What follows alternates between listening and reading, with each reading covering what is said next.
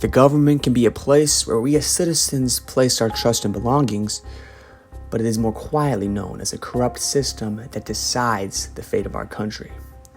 Throughout history, we are subject to government corruption that is hidden from mainstream media, but affects the way we look at events. In 1972, the Watergate scandal demonstrated the political power that the United States can abuse. Therefore, I shall resign the presidency effective at noon tomorrow. July 7th, 1947, a date that may shape the rest of humanity, and for that reason, a date that the government wants us all to forget.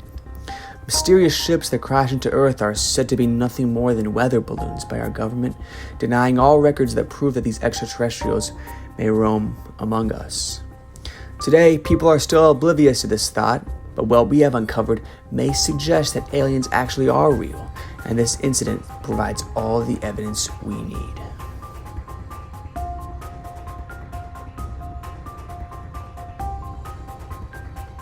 In Roswell, New Mexico, the world is provided with perhaps the most conclusive example of aliens on Earth.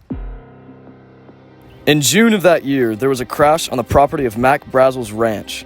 On July 7th, Brazel took the debris to Sheriff George Wilcox, saying that it was otherworldly and likely from a UFO. He also claimed that there were alien bodies on the scene. Wilcox then alerted Colonel Butch Blanchard of the Roswell Army Airfield. He contacted General Roger W. Ramey, who ordered Major Jesse Marcel to inspect the crash site and collect the materials. After the inspection, Blanchard ordered Lieutenant Walter Hott to issue a press release stating that a flying saucer was found. However, the same day, the Air Force suddenly changed their story.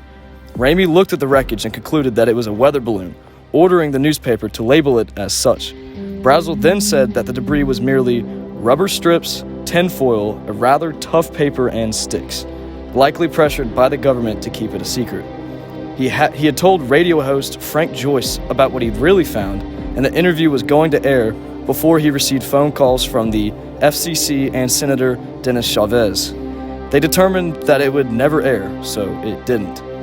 The government reportedly forced Brazel to recant his statements about UFOs. In addition, Colonel Blanchard, the one who ordered the first controversial press release about the flying saucer, strangely went on leave after this. Instead, he reportedly was actually put in charge of the cleanup operation of the crash site, explaining why multiple archaeological digs on the site since then have found nothing. The military also reportedly threatened locals to keep quiet and stormed through people's homes using physical force to search for alien wreckage. Because of the government's dismissal of other explanations, while providing many of their own, the event was mostly swept under the rug. 31 years later, Marcel told Stanton Friedman, a UFOologist, that the wreckage was definitely not just a weather balloon. He claimed that the metal felt like nothing in your hands. It wasn't very thick, but you couldn't bend it or dent it. Even a sledgehammer would bounce off of it. I knew that I had never seen anything like that before. It wasn't anything from this earth, that I'm sure of. Being an intelligence officer, I was familiar with just about all the materials used in aircraft and air travel. And this was nothing like it I had ever seen it. It could not have been. In addition to this statement, there was more than 600 witnesses spanning from civilians to high-level military officials, and multiple of which reported seeing alien bodies near the crash site. If this many people all recounted similar details about the event, how could you doubt they were telling the truth? However, the government had an explanation for even this. In the mid-1950s, the military tested dropping of 6-foot-tall plastic dummies onto New Mexico and claimed that that was what the people were seeing. However, it doesn't add up at all to how the crash took place in 1947. Years later, when the public asked for the files from the Roswell Incident, it was found that all records from January to October 1947 had been destroyed. Additionally, the person that had the authority to do so was never identified. The US government continues to hide details from mainstream media, but uncovered evidence proves that extraterrestrials live among us today. Through government officials and their attempts to cover up, the people of the world have no idea what really roams before us.